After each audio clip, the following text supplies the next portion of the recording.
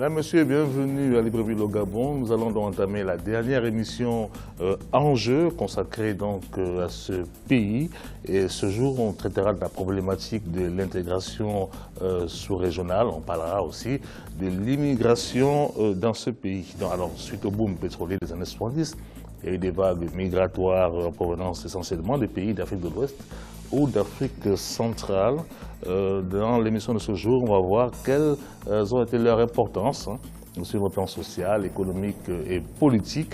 On va analyser aussi le positionnement du Gabon par rapport aux résolutions prises par la communauté économique et monétaire de l'Afrique centrale, la CEMAC, sur la libre circulation des personnes dans son espace. Alors, trois invités ce soir pour cette émission. Il y a le professeur Venceslas Mambundu, qui est politologue, enseignant à l'université Omar Bongo. Et chercheur à l'IRCH. Et chercheur aussi. Bienvenue sur le plateau, merci d'être là. Nous avons en face de vous M. Michael Moussa, qui est ambassadeur du Gabon aux Nations Unies et aux États-Unis d'Amérique. Bienvenue sur le plateau. Merci, bonsoir. Et en face de vous, nous avons M. Auguste Eyene Essono, qui est enseignant, chercheur à l'université Omar Bongo. Bienvenue. Je peux rectifier quelque chose. Je suis enseignant-chercheur à l'École normale supérieure. Ah, excusez-moi. Mais vacataire à l'université de Libreville. Université de Libreville, Omar Bongo, d'accord. Alors, merci monsieur pour cette rectification. Dans un premier temps, on va regarder ce reportage réalisé par Chérif Mbardunka et Gaël Onana sur l'immigration et l'intégration sous-régionale au Gabon. C'est dans les années 1970 que le Gabon commence à enregistrer ses plus grosses vagues d'immigration. Au cours de cette année, le pays compte près de 20 000 étrangers, composés en grande partie d'Africains employés dans l'exploitation de l'Okoumé. Les grands travaux d'aménagement attirent la main-d'œuvre au sein de ce pays qui devient très vite en Afrique centrale une sorte d'Eldorado. De 1976 à 1985, le nombre d'étrangers africains au Gabon passe de 61 000 à 85 000. Selon les statistiques issues du recensement général de la population et de l'habitat de 2013, les étrangers représentent environ 15,2% de la population du Gabon. Un chiffre nuancé par de nombreuses associations qui parlent de près de 750 000 immigrés, soit environ 35% de la population. En 1973, le Gabon avait connu un boom économique avec la multiplication, la hausse des prix du pétrole et qui avait fait que le pays se retrouve avec suffisamment de moyens pour se développer et pour accueillir donc une main-d'œuvre étrangère. Une immigration que le pays a aujourd'hui beaucoup de mal à contrôler. Chaque année, des milliers d'immigrants africains débarquent illégalement au Gabon sous l'œil inquiet et impuissant des autorités. De nombreuses opérations de rapatriement ont été mises en place ces 2 dernières années, notamment en 2015 où 400 personnes de nationalités diverses, toute origine de l'Afrique de l'Ouest, de tout âge et en situation irrégulière, avaient été rapatriées vers leurs pays respectifs. Des opérations qui ont été jugées xénophobes par de nombreuses associations, des mesures de rapatriement qui pour certains spécialistes ne sont pas en adéquation avec l'intégration sous-régionale souhaitée en Afrique. Il vaut mieux que ce genre de phénomène soit contrôlé afin de pouvoir avoir une intégration digne de ce nom. Quand vous allez à l'étranger, en Europe ou ailleurs, en Afrique de l'Ouest ou en Afrique de l'Est, est-ce qu'on peut vous laisser arriver dans nombre de ces pays comme ça sans que l'on cherche à savoir qui vous êtes, ce que vous faites, d'où venez-vous et pourquoi vous déplacez-vous? Des immigrés se retrouvent très souvent désillusionnés, croyant faire fortune au Gabon, l'Eldorado de l'Afrique centrale. Il arrive qu'ils se retrouvent enfermés dans des petits métiers par lesquels ils essayent tant bien que mal de survivre. L'immigration au Gabon fait partie du paysage du pays. Béninois, Togolais, Maliens ou encore Camerounais, ils sont nombreux à avoir décidé de faire du Gabon leur pays d'adoption. Alors, professeur Mambundu, à l'époque, dans les années 70, le Gabon, c'était moins d'1 million d'habitants, il y avait un boom pétrolier, il avait en même temps besoin d'assurer certains services, des grands travaux, et il y avait même des besoins en termes d'effectifs pour les administrations publiques. Est-ce qu'on peut chiffrer l'immigration en termes évidemment de personnes qui ont été accueillies dans les années 70-80? Vous avez des chiffres plus Écoutez, ça remonte à très loin, mais si on se réfère les seuls chiffres dont on peut parler, ce sont les chiffres du recensement de 2013, qui parlent déjà de 15% d'immigrants dans notre pays. Mais j'aimerais quand même revenir en disant que la question de l'immigration dans notre pays ne se pose pas simplement depuis les années 1910. Nous avons une tradition d'accueil depuis les années 50, depuis les années 40 au Gabon, d'immigrants qui sont venus, qui sont établis ici. Il y a de nombreuses familles, on n'a qu'à voir la consonance des noms gabonais, de certains noms gabonais pour comprendre que c'est un peuple assez métissé. Donc, poser le problème de cette façon, moi, personnellement, ça me pose problème. Michael Moussa, mais justement, dans les années 70, puisqu'il faut bien qu'on reste sur une période bien précise, l'État gabonais avait signé des conventions, vous êtes d'ailleurs diplomate, vous pouvez en parler, des conventions de coopération, d'importation de main-d'œuvre avec des pays d'Afrique de l'Ouest.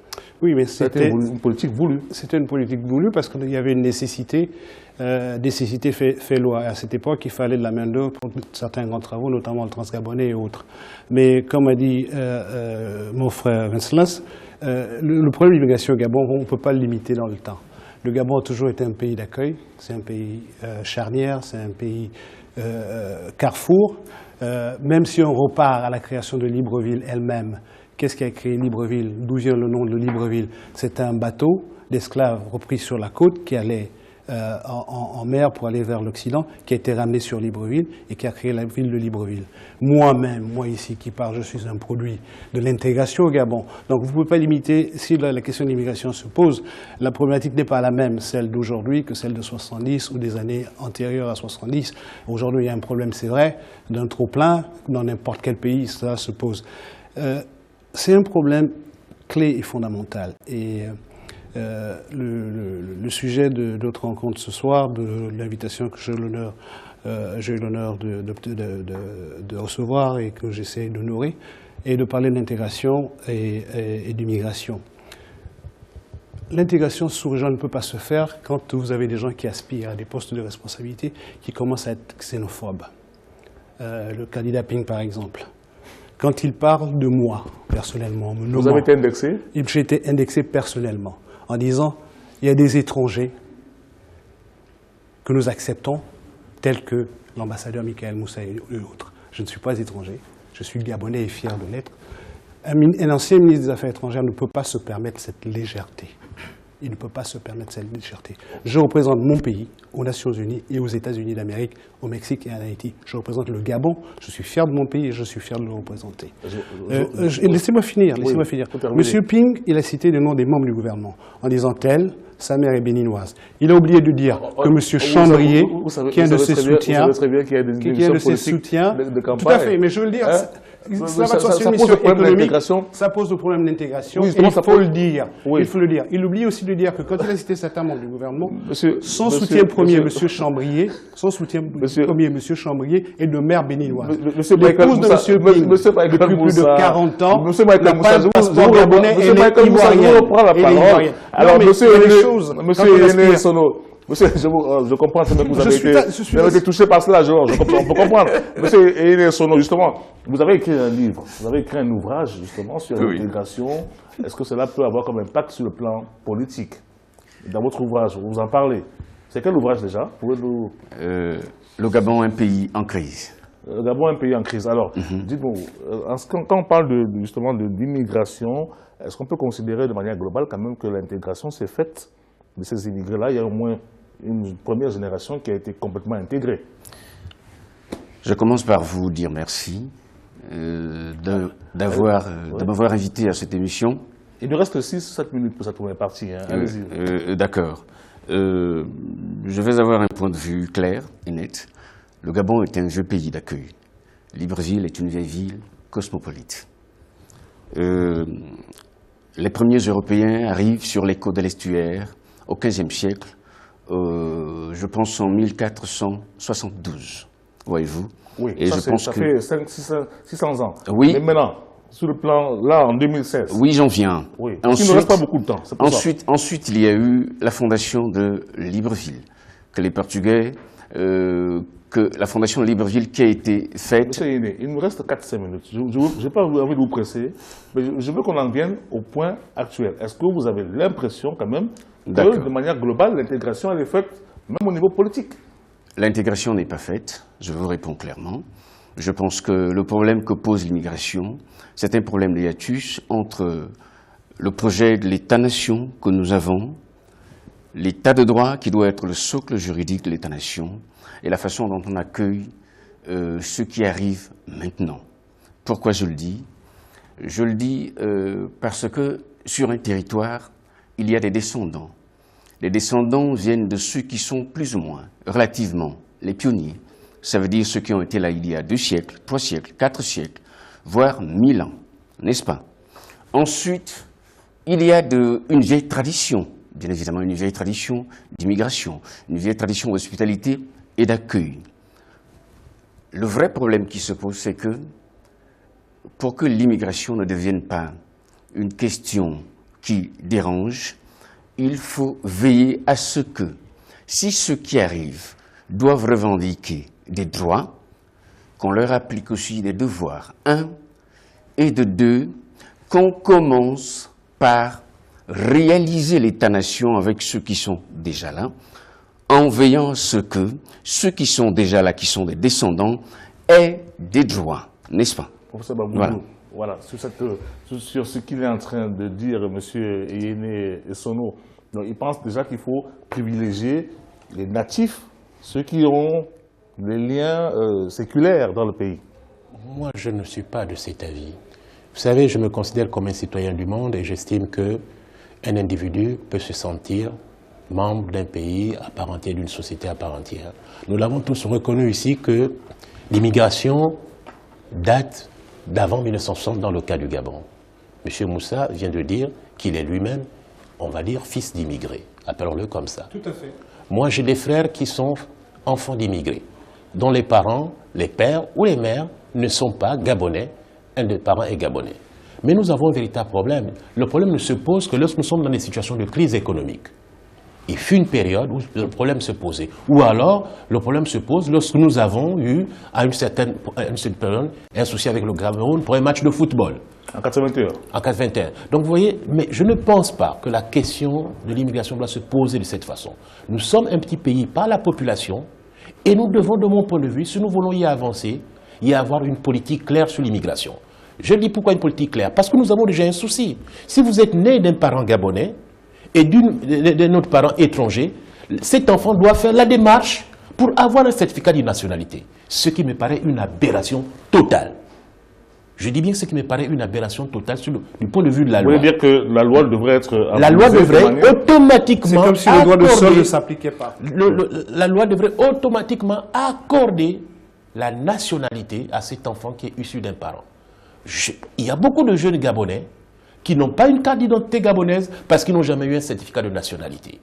Mais le problème ne se pose même pas... Est-ce qu'il y a des restrictions par rapport à cela pour l'avoir? C'est difficile? Non, parce que la démarche, pourtant, elle est claire dans la loi, mais simplement parce que nos mécanismes judiciaires ne fonctionnent pas très bien. C'est tout simplement.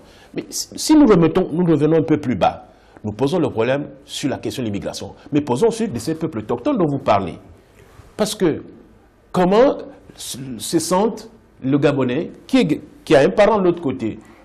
Lorsqu'il arrive ici, est-ce qu'il est considéré comme un étranger? Et ils sont nombreux. Et ils sont nombreux. Quand vous dites de l'autre côté, vous voulez dire je veux dire, côté de la frontière? Parce que la question se pose davantage lorsque nous n'appartenons pas à la même communauté culturelle. Si vous êtes Fan, il y a des Fan du côté du Cameroun, il y a des Fan de l'autre côté du Congo. Si vous êtes Guinée équatoriale, si vous êtes Pounou, il y a des Pounou au Congo. Donc si vous êtes Téké, il y a des Téké au Congo. Donc le problème ne se pose pas parce qu'il y a une proximité culturelle. Le problème se pose davantage avec ceux qui nous semblent être différents.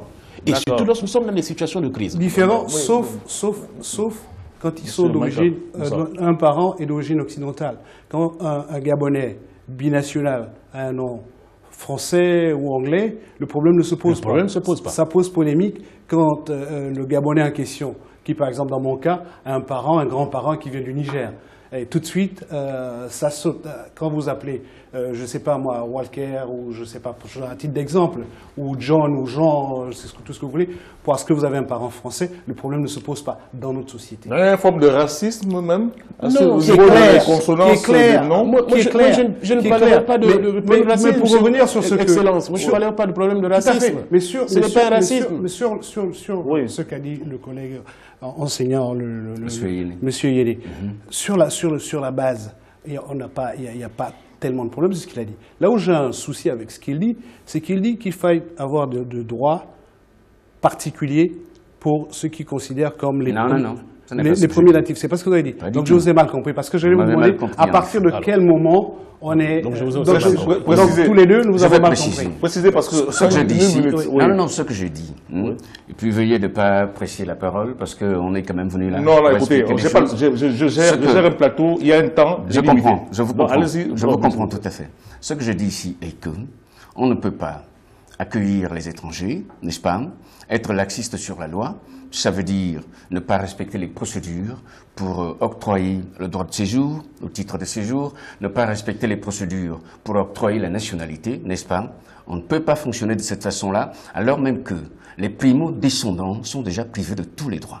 Voilà ce que je dis en gros. Et c'est le cas dans notre pays. On revient dans quelques minutes pour poursuivre ce débat-là. Vous allez nous expliquer, comment est-ce que ces personnes sont... Le paradoxe, c'est qu'en général, ceux qui arrivent, les nouveaux arrivants, n'est-ce pas, ont quasiment tous les droits. Sinon, presque les nouveaux arrivants ont tous les droits toujours, n'est-ce pas? Et ceux qui sont des primo-descendants, en général, sont privés de ces droits. On se retrouve dans quelques minutes après une pause publicitaire. Monsieur l'ambassadeur, dans quelques minutes, on se retrouve. Une pause publicitaire.